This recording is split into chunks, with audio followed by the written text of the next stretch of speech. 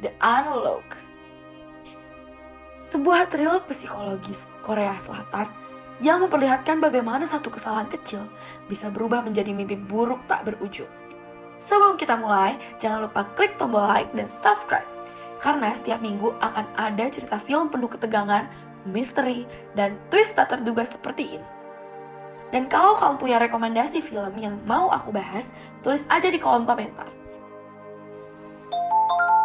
Film dibuka dengan suara alarm keras di pukul 7 pagi.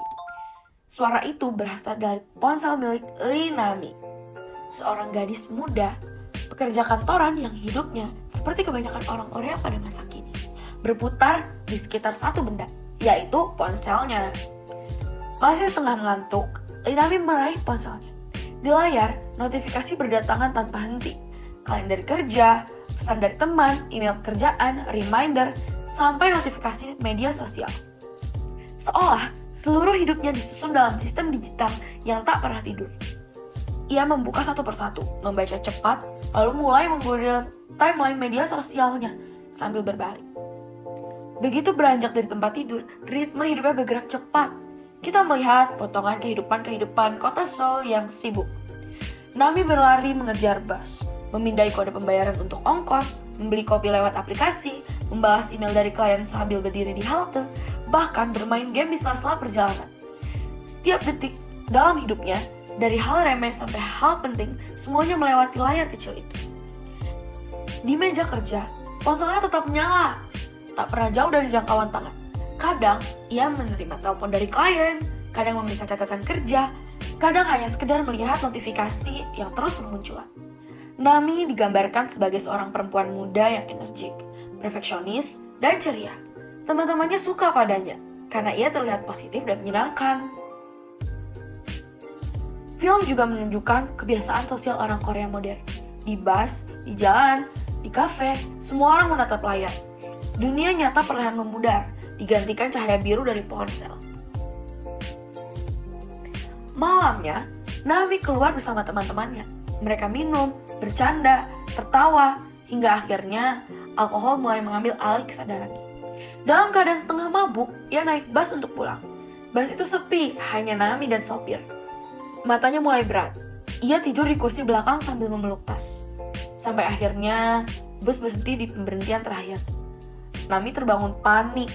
Segera turun tanpa sadar bahwa ponselnya terjatuh di lantai bus. Kamera menyorot lantai kosong itu. Lalu, dari pantulan layar ponsel menyala, kita melihat siluet seorang pria mendekat. Ia berhenti sejenak, menatap layar itu, lalu mengambilnya. Disinilah, segalanya berubah. Scene berikutnya berpindah ke sebuah rumah kecil yang remang-remang. Seorang pria muda berkacamata sedang memasak mie instan. Dari belakang terdengar suara getaran ponsel. Ia menoleh. Dan ternyata itu suara ponsel milik Lee Nami. Nama pria itu nanti kita kenal sebagai Oh Jun-young. Ponsel itu berdering. Sebuah panggilan masuk dari sahabat Nami. Jun-young mengangkatnya. Tapi alih-alih berbicara, ia memutar rekaman suara perempuan yang sudah disiapkannya. Dari seberang terdengar suara teman Nami yang berkata panik. "Itu ponsel temanku," kata teman Nami. Jun-young menulis sesuatu di buku catatannya. Dingin, sistematis, seperti sedang mengamati eksperimen. Sementara itu, di rumah Nami, sahabatnya, Unjo, datang mencarinya. Rumahnya berantakan. Ia memanggil-manggil nama Nami, tapi tak ada jawaban. Saat naik ke rooftop, ia menemukan Nami tertidur di bawah balai kayu, masih dengan sisa mabuk di wajahnya. Unju terkejut, lalu membangunkannya. Nami akhirnya pindah ke tempat tidur. Namun, saat terbangun, ia panik. Ponselnya tak ada di tempat biasanya. Di sisi kepala, tempat ia biasa mencharge handphonenya. Ia mulai menggeledah kamar dengan wajah cemas. Di tempat lain, Jun-young sedang duduk di depan laptop. Ia berhasil masuk ke akun sosial media milik Nami, hanya dengan notifikasi yang muncul di layar. Dengan sabar, ia scroll seluruh foto, komentar, bahkan lokasi-lokasi yang Nami unggah. Tangannya menulis cepat, mencatat segala hal. Tanggal ulang tahun, teman dekat, tempat kerja, kebiasaan makan, sampai hal-hal kecil lainnya. Saat ponsel itu kembali berdering, lagi-lagi panggilan dari Unju. Dan lagi-lagi dijawab dengan suara rekaman wanita. Junyoung terus menyelidiki, mencoba membuka ponsel Nami, tapi terkunci. Ia menatap layar, lalu dengan ekspresi datar, memecahkan layarnya. Scene berganti. Hujan turun di sebuah hutan. Polisi menemukan mayat wanita dalam kondisi membusuk. Seorang detektif bernama Jiman datang ke TKP. Ia memperhatikan bahwa korban tampaknya dibunuh dengan rencana matang. Tak ada jejak kaki, karena hujan beberapa hari telah menghapus semuanya. Satu-satunya petunjuk adalah botol nutrisi tanaman yang tergeletak di dekat mayat. Jiman berjalan sendirian masuk ke dalam hutan. Ia melihat pohon berbuah merah seperti plum. Di sekitar pohon itu ada lagi botol nutrisi yang sama, tertancap di tanah. Dan di batang pohon terpaku sebuah papan nama bertuliskan Woo Junyoung. Wajah Jiman berubah tegang. Itu adalah nama anaknya sendiri. Rekannya menduga mungkin pembunuh berhubungan dengan nama itu. Tapi Jiman menolak. Itu hanya kebetulan, katanya. Namun dalam hatinya ada ketakutan yang mulai tumbuh. Keesokan harinya, Shin berpindah ke kafe milik ayah Linami. Beberapa orang duduk minum kopi. Suasananya hangat. Nami datang menghampiri ayahnya. Sang ayah bertanya, "Ponselmu sudah ketemu?" Nami heran. "Ayah tahu dari mana?" kata Nami. Ayahnya memperlihatkan ponselnya. Sebuah postingan viral dari sahabat Nami, Unju. Foto Nami yang mabuk tertidur di rooftop dengan caption, "Temanku kehilangan ponsel." Saat itu, telepon masuk. Sang ayah mengangkatnya dan menyerahkan pada Nami. Suara perempuan di ujung sana terdengar sopan. Ia mengaku menemukan ponsel Nami, tapi layarnya pecah. Katanya sudah dibawa ke tempat servis dan sudah dibayar. Ia tinggal mengambilnya saja, di alamat yang disebutkannya. Nami berterima kasih, tanpa sadar bahwa itu hanya rekaman yang diputar oleh Junyoung.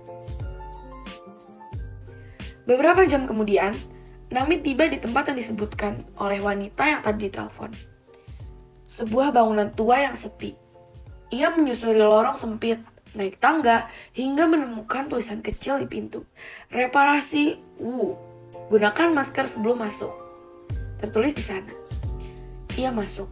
Ruangan itu gelap, penuh alat elektronik dan kabel. Dari balik ruang dalam, muncul seorang pria bertopi dan bermasker. Itu adalah Junyoung. Tanpa berbicara, ia menyodorkan formulir perbaikan. Di sana tertulis, "Masukkan password untuk membuka ponsel." Nami sempat ragu, tapi akhirnya ia menulis passwordnya. Junyoung menatap layar ponsel, memasukkan kode itu, dan layar ponsel Nami pun terbuka. Senyumnya muncul perlahan. Ia menyambungkan kabel dari ponsel ke laptop, menjalankan program misterius.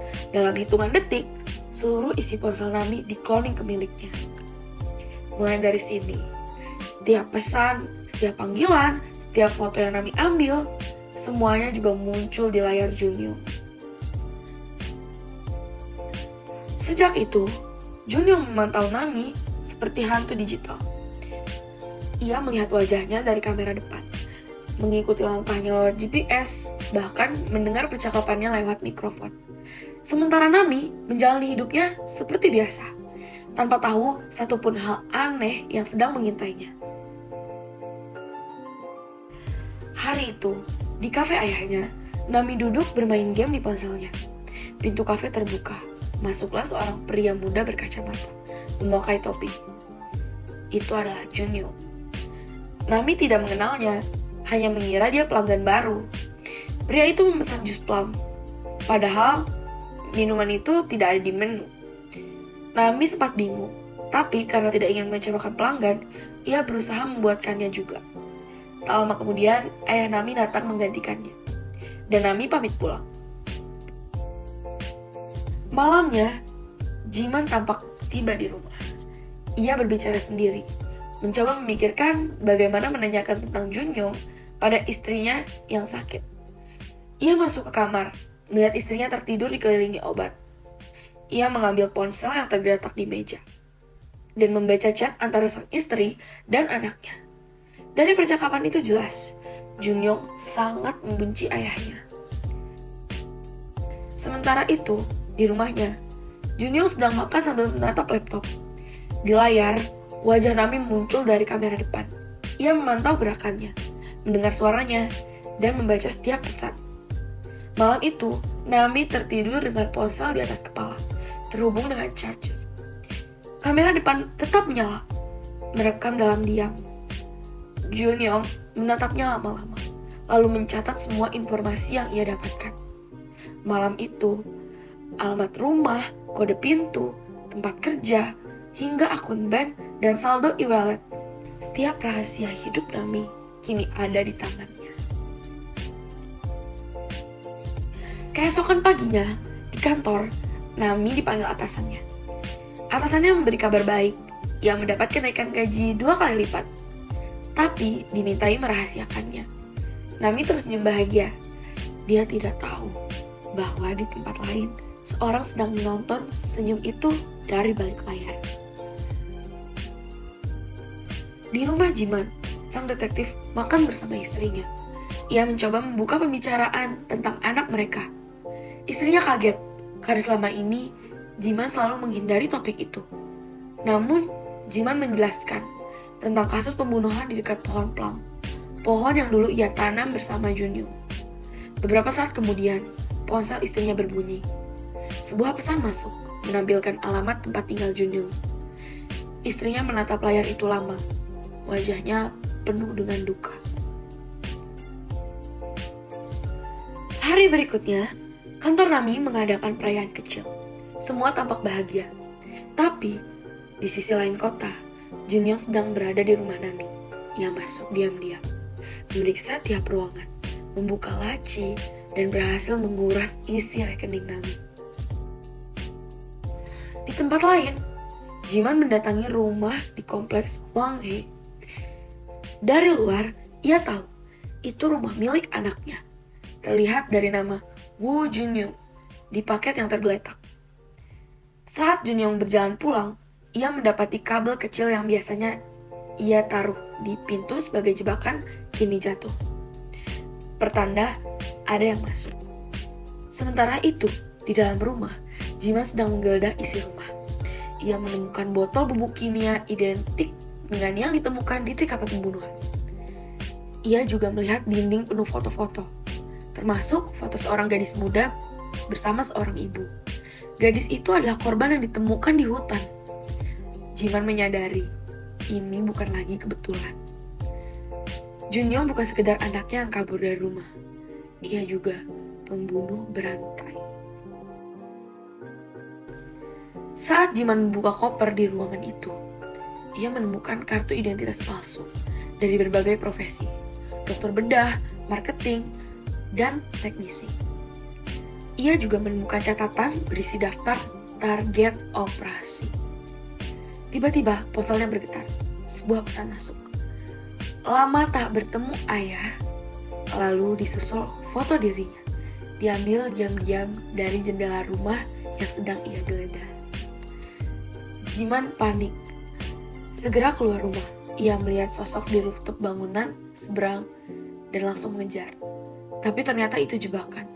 Sementara ia berlari di luar, Junyong sudah masuk kembali ke rumahnya, mengambil koper dan seluruh bukti yang ditinggalkan. Kembali ke kafe ayah Nami, Junyong masuk dengan koper di tangannya. Menyapa ayah Nami seperti pelanggan biasa. Ia kembali memesan jus plum. Sang ayah langsung mengenalinya, pelanggan aneh yang pernah datang sebelumnya. Ia menatap Junyong dengan curiga, tapi tetap melayaninya. Junyong tersenyum tenang dan pura-pura sopan. Sebenarnya, pertemuan itu hanyalah kedok. Junyong datang untuk melakukan transaksi COD, membeli CD hand indie yang dijual Nami secara online. Ia memberi kartu nama palsu, memperkenalkan dirinya sebagai ahli keamanan cyber. Sang ayah menatapnya penuh tanya. Gerak-geriknya terasa janggal. Caranya berbicara dingin, dan ada sesuatu di balik matanya yang tidak tenang.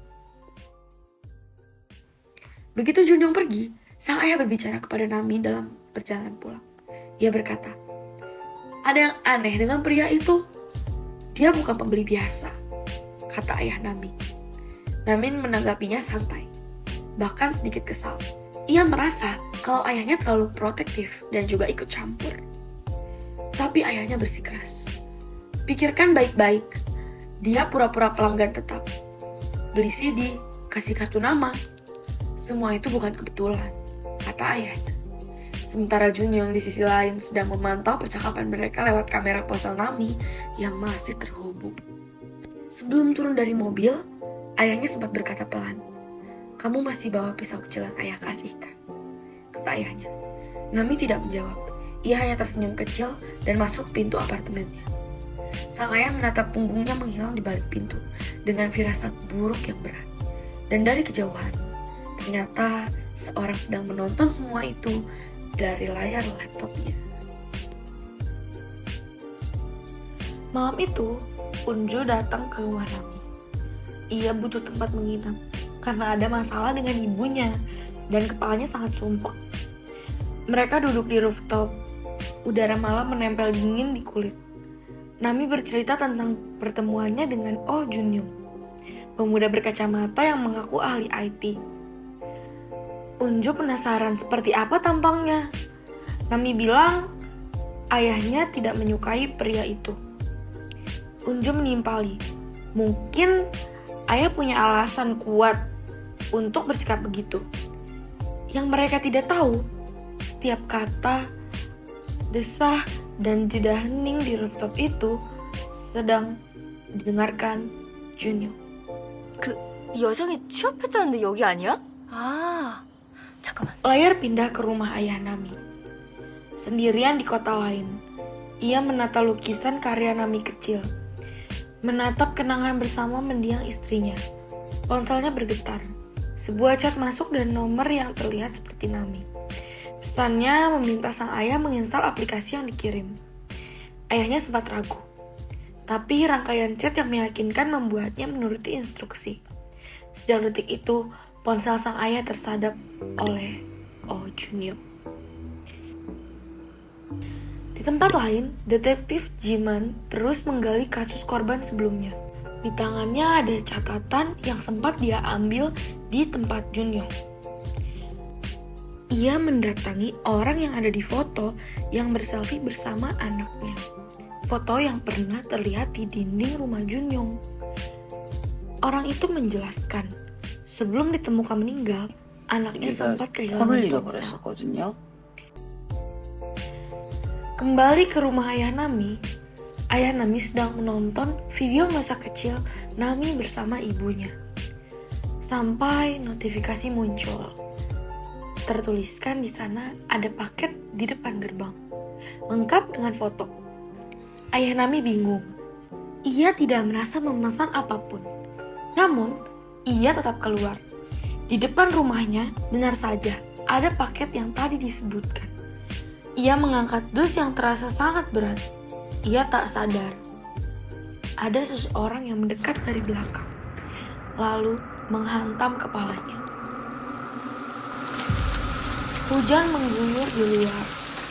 Di kamar, Nami dan Unjo tidur seranjang. Nami masih asik menatap ponselnya. Sementara, Unjo sudah terlelap. Dan seperti biasa, semua aktivitas itu dipantau oleh Junyoung dari laptop. Pagi berikutnya, Nami terlonjak bangun. Unjo masih tidur pulas. Nami kaget, sudah jam 11. Tapi, alarm yang biasa di setel pukul 7 tidak berbunyi. Panik pun merayap. Ia tidak pernah telat, apalagi sampai separah ini. Chat dari atasan menunjukkan amarah. Kantornya sudah meledak. Di kantor, tatapan rekan-rekannya sinis dan penuh benci. Atasan langsung memarahinya. Pemicunya adalah postingan dari akun Instagram kedua milik Nami dengan username Kirke Nami yang menjelek-jelekan perusahaan dan mengeluhkan pekerjaan. Akibatnya, kontrak besar perusahaan dibatalkan. Semua orang yakin akun itu milik Nami. Versi alternatifnya, meski Nami bersumpah adalah bukan. Tidak ada yang percaya kepada Nami. Akhirnya, sang atasan mendorong Nami hingga jatuh. Ia mengusirnya dari kantor. Dan kita tahu bahwa dalangnya adalah Junyong. Sementara, di tempat lain, ayah Nami terikat di lantai. Ia melihat Junyong menatap layar laptop dengan wajah dingin. Bagi Junyong, ayah Nami sudah menjadi rintangan. 당분간은 괜찮을 거예요. 내가 남이 폰 죽고서 아저씨 앞 Scene berpindah ke kafe milik ayah Nami. Kafenya sedang tutup. Di dalam, Nami dan Unjo duduk serius. Mereka membedah kemungkinan peretasan ponsel Nami. Ingatan mereka jatuh kepada sosok Junyong yang mengaku ahli IT. Mereka akhirnya memanggil Junyong datang ke kafe. Tak lama, Jun pun muncul dengan wajah yang meyakinkan dan tas di punggungnya. Di ujung obrolan, Jun meminta bicara empat mata dengan Nami. Mereka keluar, dan Unjo hanya mengamati dari dalam. Rasa curiga pun tumbuh. Di luar kafe, Junyong bilang, kemungkinan terbesar peretasnya adalah orang terdekat. Jun bertanya, siapa yang menemuimu semalam? Nami refleks menatapnya, lalu menyebut nama Unjo. Perangkap Jun mengatuk. Sikap Nami kepada Unjo mendadak berubah. Unjo tersinggung karena dituduh sebagai peretas. Perdebatan memanas dan di ujungnya Unjo menutup pembicaraan. Apapun yang terjadi, jangan hubungi aku lagi, kata Unjo. 다시는 연락하지 마. Malam berikutnya, detektif Jiman mendatangi tempat servis Junyong. Kondisinya acak-acakan. Kertas-kertas kuning menempel di dinding dan berserakan. Ia menemukan beberapa formulir dengan nama pelanggan dan password ponsel yang ditulis di situ. Ada 8 formulir, 8 nama yang berarti setidaknya 8 korban. Di salah satunya tercetak nama Nami. Tak lama, polisi datang bersama Nami. Rupanya, Nami lapor dan mengajak polisi ke lokasi. Di situ, Jiman tahu bahwa Nami termasuk orang yang pernah memperbaiki ponsel di tempat itu. Saat itu, ponsel Nami mati, sehingga Jun tidak bisa melacak posisi dan kondisinya.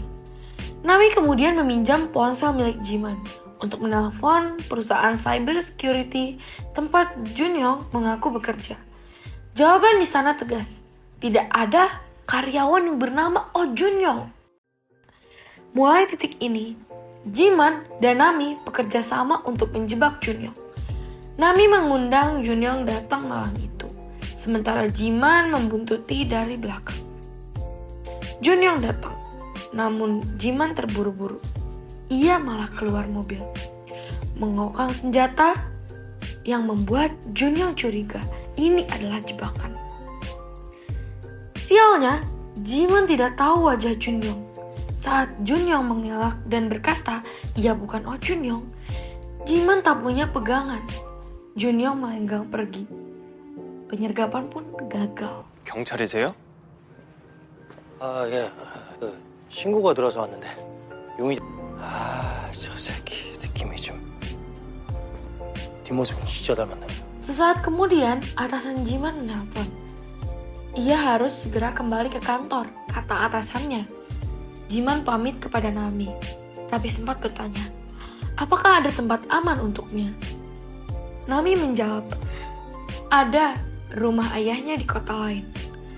Sebelum menuju kantor, Jiman mengantar Nami ke rumah ayahnya. Apapun yang terjadi, chat aku, kata Jiman.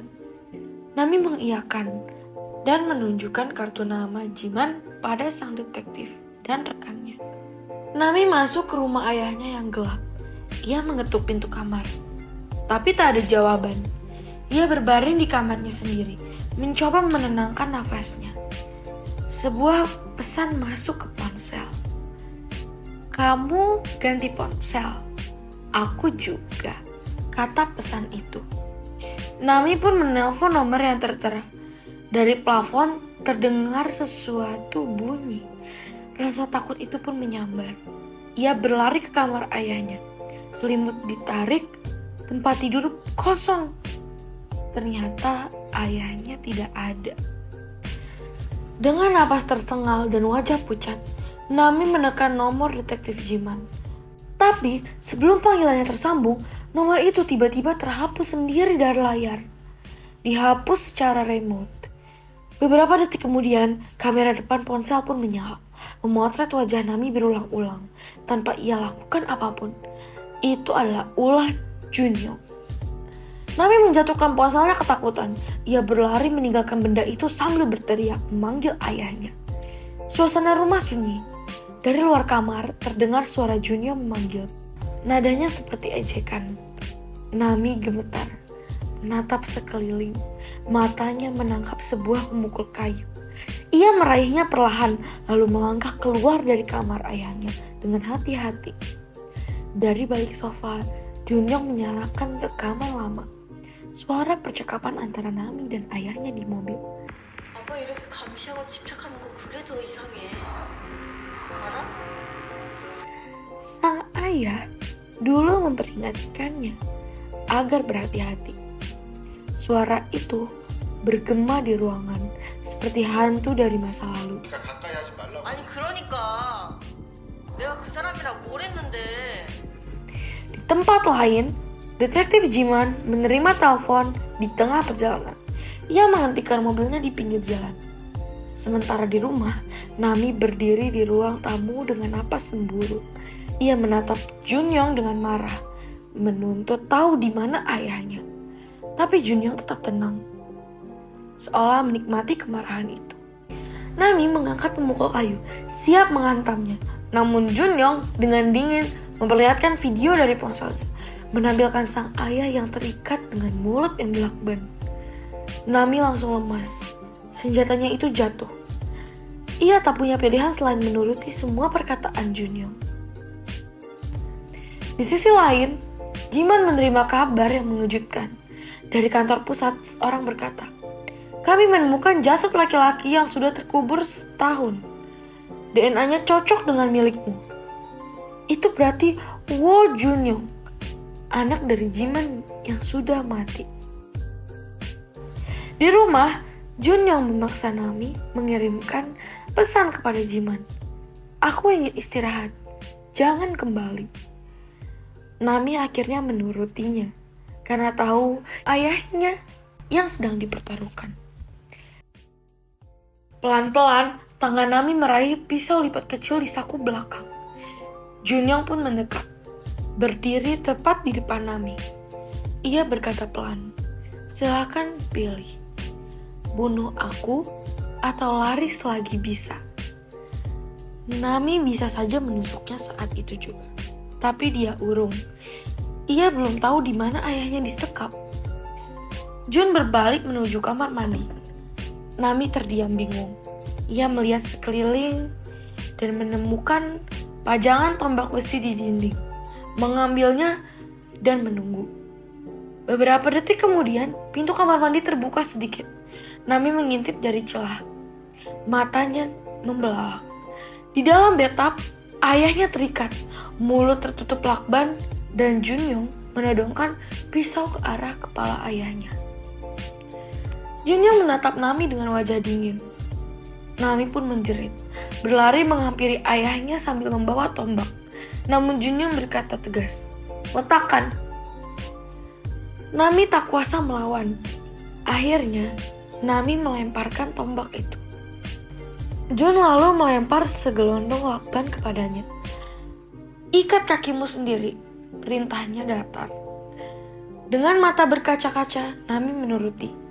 Tangannya gemetar saat melihat lakban di pergelangan kakinya. Junyong menatapnya tanpa ekspresi. Sekarang, balikan badan, katanya. Dengan tangan di belakang, tambah Junyong.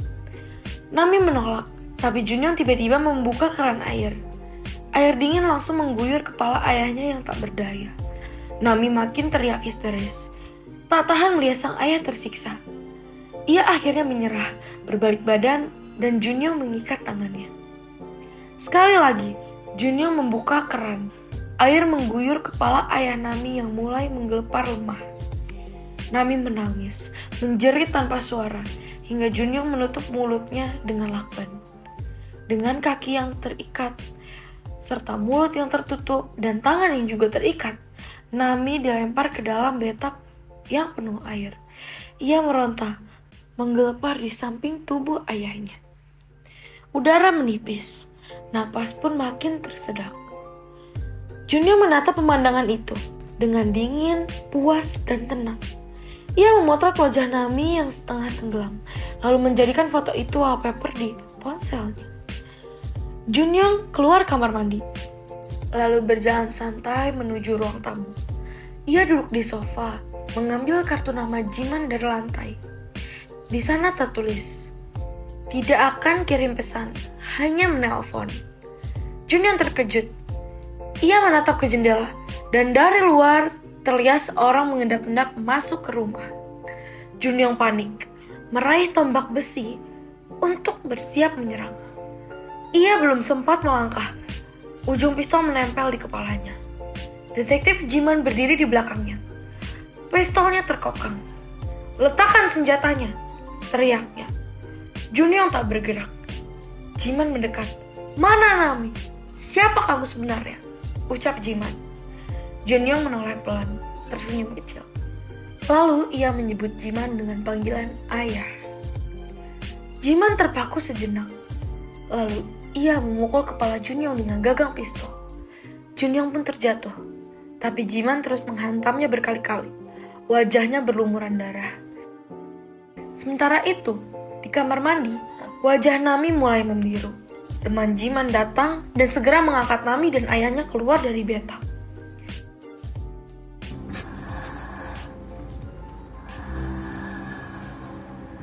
Di ruang tengah, Jiman menyeret Junyong, memborgolnya ke kursi.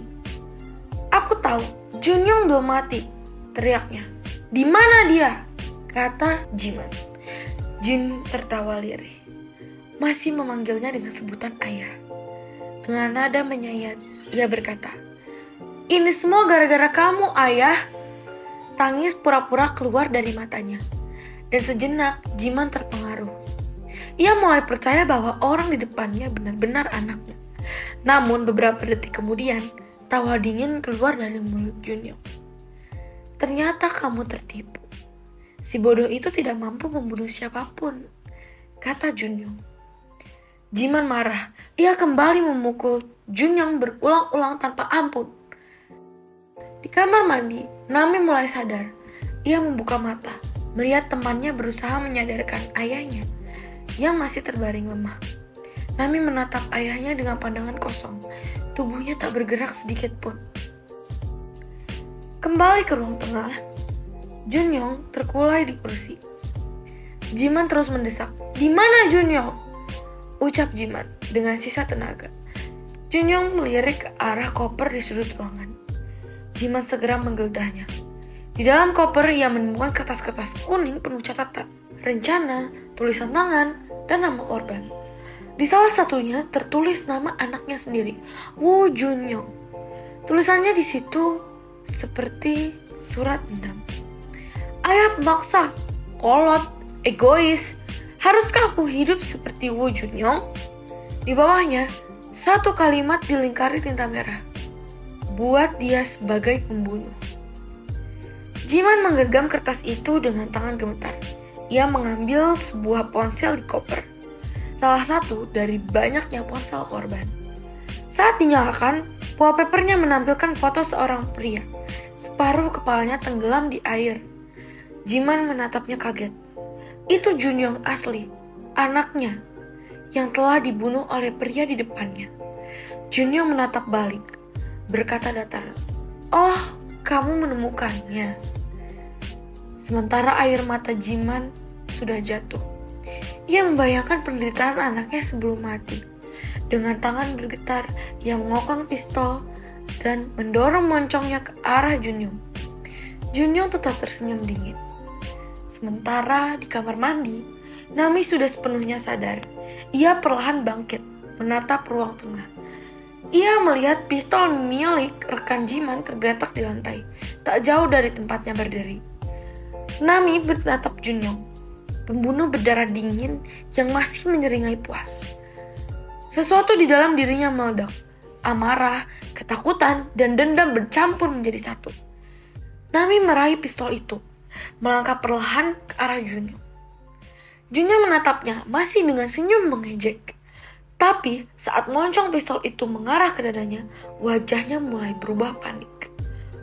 Dar, dar! 2 kali suara tembakan menggetarnya. Peluru pun menembus ke dada Junyong. Tubuhnya terlempar ke belakang dan terdiam. Dari kejauhan terdengar suara lemah memanggil Nami, dan suara itu adalah suara ayahnya. Nami menoleh, menangis keras, lalu berlari memeluk ayahnya.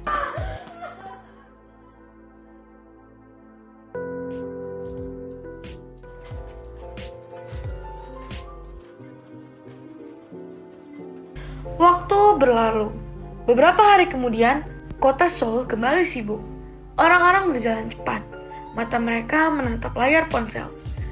Di kereta, di jalan, di bus, semua sibuk dengan dunia kecil di genggamannya. Berita tentang kasus Nami viral di media sosial. Banyak yang menulis dukungan. Bahkan ada yang sampai datang ke kafe milik ayah Nami. Kini ramai oleh pengunjung yang ingin menghibur Kirken Nami. Namun, di ujung jalan, sebuah kamera ponsel diam-diam membidik mereka dari kejauhan. Nami, ayahnya, dan Unjo kini kembali bersamanya. Layar ponsel itu menyorot, fokus, lalu gelap. Begitulah akhir dari The Unlock 2023. Sebuah film yang bukan cuma menegangkan, tapi juga menyindir keras realitas hidup kita saat ini. Tentang bagaimana manusia modern rela menyerahkan seluruh privasinya kepada layar yang mereka bawa kemana-mana. Lewat kisah Nami, film ini menunjukkan ketika semua aktivitas bergantung pada ponsel, maka kehilangan satu benda itu sama saja dengan kehilangan kendali atas seluruh hidup sendiri. Junyong hanyalah simbol perwujudan dari sisi gelap dunia yang terlalu terhubung. Pada akhirnya, Nami memang selamat. Tapi yang mati bukan cuma Junyong. Yang mati adalah rasa aman. Karena setelah semua yang terjadi, Nami tahu. Bahkan ketika dunia tampak normal, selalu ada saja mata yang diam-diam mengawasi dari balik layar. Dan itu semua adalah ketakutan paling nyata di era digital. Kalau kamu suka dengan cerita seperti ini, penuh ketegangan, misteri, dan plot twist tak terduga, jangan lupa klik tombol like, subscribe, dan nyalakan loncengnya, supaya kamu gak ketinggalan kisah film keren lainnya yang bakal bikin kamu mikir keras setelah nonton. Tulis juga di kolom komentar, menurut kamu, siapa sebenarnya yang paling bersalah di film ini? Nami yang terlalu percaya pada ponselnya?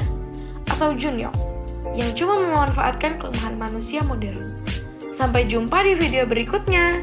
Tetap waspada, karena di dunia sekarang bukan cuma orang yang bisa memata-matai kamu, tapi juga layar kecil di tanganmu sendiri.